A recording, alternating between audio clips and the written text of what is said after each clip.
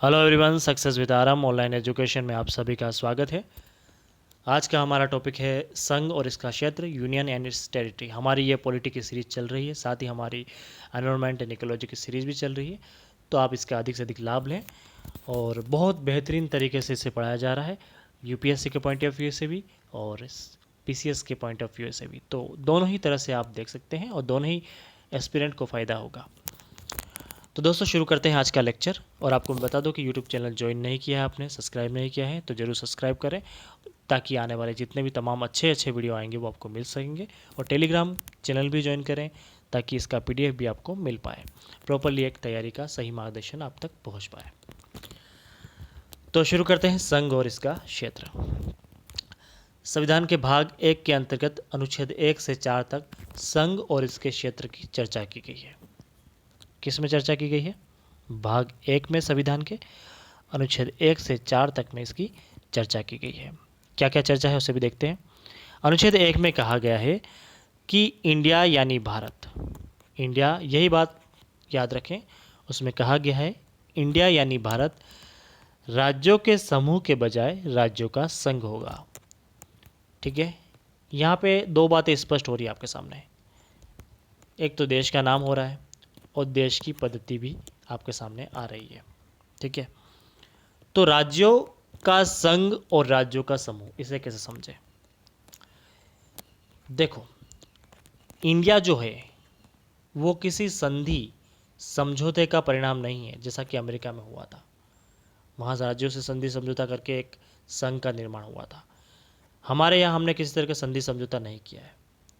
हमने राज्यों को प्रशासनिक दृष्टि के हिसाब से अलग बांटा है, ताकि प्रशासनिक दृष्टि से वहाँ का शासन सुचारू रूप से चल सके।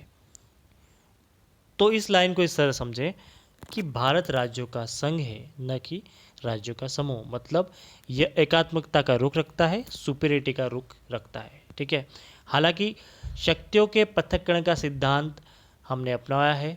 ठीक है, पावर का हमने डिस्ट्रीब्यूशन किया है, लेकिन हमने संघात्मकता के रूप के साथ साथ एकात्मकता का रूप भी अपनाया है। ठीक है, संविधान सभा में दो नाम पर राय बनी, किसी ने भारत बोला, किसी ने इंडिया बोला।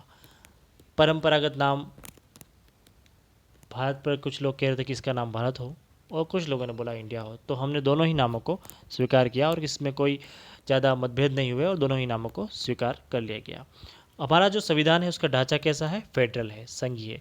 हालांकि एक बात जान लो, ये संघीय या संघीय शब्द की कहीं भी संविधान में चर्चा नहीं है। कई बार प्रश्न में आता है कि संघीय शब्द की संविधान में चर्चा है, तो नहीं, संविधान में कहीं भी संघीय शब्द का उल्लेख नहीं किया गया है। ठीक है, इस बात को जान लें, प्रश्न में पूछा जाता है, आप सीधा सा यहाँ पे स्लिप मार जाएंगे और आप कहेंगे कि हाँ बिल्कुल इसका चर्चा की गई है, लेकिन ऐसा नहीं है। संघीय शब्द की संविधान में कहीं भी चर्चा नहीं की गई है।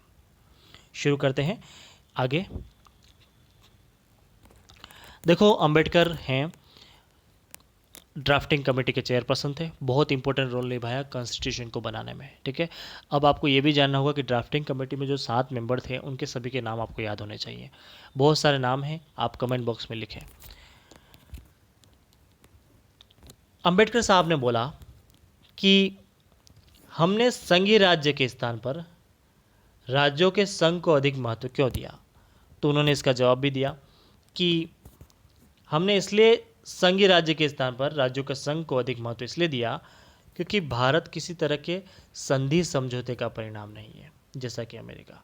और साथ ही उन्होंने यही बोला कि जो हमारे राज्य हैं उन्हें संघ से अलग होने का कोई अधिकार नहीं है। कोई भी राज्य आज ये नहीं कह सकता कि हम संघ से अलग हो जाएं, ऐसा हो ही नहीं सकता, क्योंकि हमारा जो संविधान है बड़ा ही बेहतरीन और बेहतर शानदार तरीके से बनाया गया कि यहाँ पर संघ को सबसे ज़्यादा मजबूत रखने की कोशिश की गई। क्योंकि जब राज्य इस तरह से इस तरह की व्यवस्था होती है, कई राज्यों में डिस्प्यूट होता और आज कई तरह के परिणाम देखने को मिलते। आर्टिकल 1 में भारत के क्षेत्र को अच्छे से डिस्क्राइब किया गया है। देखो, भारत का संघ और भारत का क्षेत्र बहुत डिफरेंस है।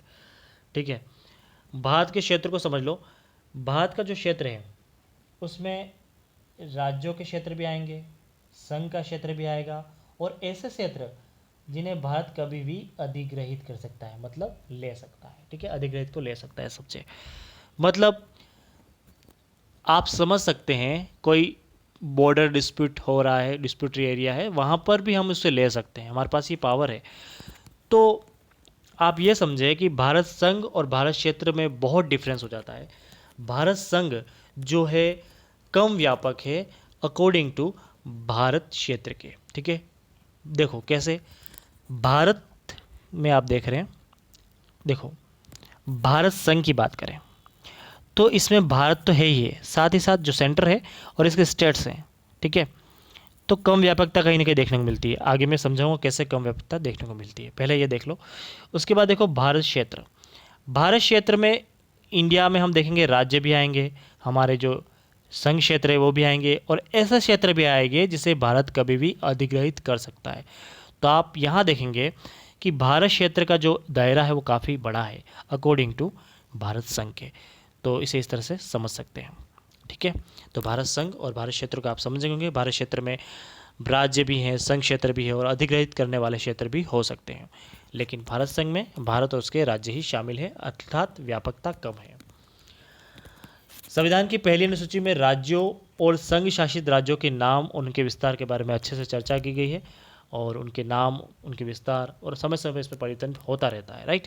ताकि जो राज्यों में जो बॉर्डर में परिवर्तन होगा तो इसमें भी परिवर्तन होगा ही होगा। भाग एक में कुछ राज्यों को विशेष प्रोविजंस दिए गए हैं, कुछ स्पेशल प्रोविज़न किए गए हैं। जो राज्यों के नाम हैं महाराष्ट्र, गुजरात, नागालैंड, असम, मणिपुर, आंध्र प्रदेश, सिक्किम, मिजोरम, अरुणाचल। तो विशेष राज्य का दर्जा दिया गया है इन्हें, ताकि इन्हें सेंटर से ज़्यादा फंड मिलता है, हर चीज़ों में फ़ायदा मिलता है, इसलिए इन्हें दिया गया। हालांकि ये सब मापदंड होते हैं किसी भी राज्य को देने के, विशेष राज्य बनने के, वो सब मापदंड आपको अगले, जब हम इस लेक्चर को विशेष प्रोविज़न वाला लेक्चर पढ़ेंगे तब समझेंगे। देखो आर्टिकल 2 में क्या कहा गया है। पावर दिया गया है पार्लियामेंट को। पार्लियामेंट, संसद को शक्ति दी गई है कि वह लॉ के द्वारा, विधि के द्वारा ऐसे प्रोविजंस करेगा, ऐसी कंडीशंस करेगा जो पार्लियामेंट ठीक समझे, ठीक है। तो पार्लियामेंट ठीक समझे नए राज्यों का प्रवेश और उनकी स्थापना की बात करता है, ठीक है। संसद को ये शक्ति भी है कि नए राज्यों को भारत संघ में शामिल कर सकता है जो पहले से अस्तित्व में है, और नए राज्य का गठन कर सकता है जो अस्तित्व में नहीं है। दोनों ही बातें समझे। संसद को शक्ति है कि नए राज्यों को भारत में शामिल कर सकता है जो पहले अस्तित्व में नहीं है, और गठन भी कर सकता है जो अस्तित्व में हैं। मतलब इसको ये समझें कि जो अस्तित्व में नहीं है उनका गठन करेगा, और जो अस्तित्व में है उन्हें, नए राज्य जो, उन्हें भारत में शामिल करेगा। अनुच्छेद 3। अनुच्छेद 3 में कुछ बातें कही है, उन्हें याद रखें। संसद को पावर है, मतलब पार्लियामेंट को शक्ति है कि कोई राज्य में उसका राज्य क्षेत्र अलग कर सकता है, वो दो राज्यों या उनके भागों को मिला सकता है, किसी राज्य क्षेत्र को उसके राज्य में मिला सकता है, किसी राज्य की सीमा को घटा सकता है, बढ़ा सकता है, राज्य की सीमा में परिवर्तन कर सकता है, साथ ही राज्य के नाम भी बदल सकता है। तो ये किसको पावर है? पार्लियामेंट को, ठीक है। और ये बिल्कुल बहुत आसानी से हो जाता है, हमें संविधान संशोधन के 368 संशोधन के तहत नहीं होगा, ये आसानी से हो जाता है साधारण प्रक्रिया से, ठीक है।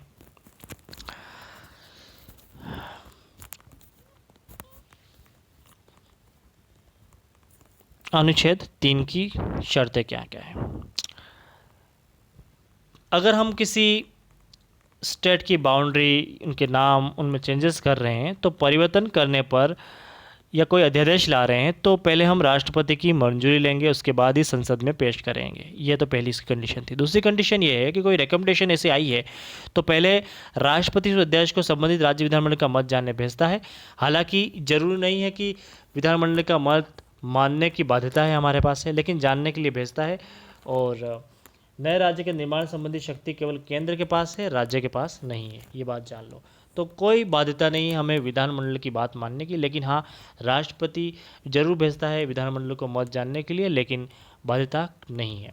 तो यह पूर्णतः एक तरह से आप मान सकते हैं पार्लियामेंट के पावर से हो सकता है।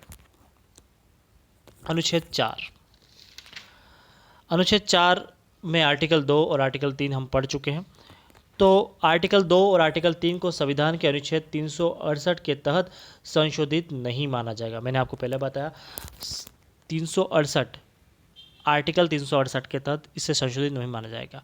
इसे सामान्य बहुमत या साधारण विधि प्रक्रिया द्वारा करना होगा। ठीक है, सामान्य बहुमत या साधारण विधि प्रक्रिया द्वारा करना होगा। इस तरह से हम इसे समझ सकते हैं। तो कैसा रहा ये लेक्चर ज़रूर बताएं। अगला लेक्चर फिर आपके सामने प्रस्तुत होगा। Thank you for watching me.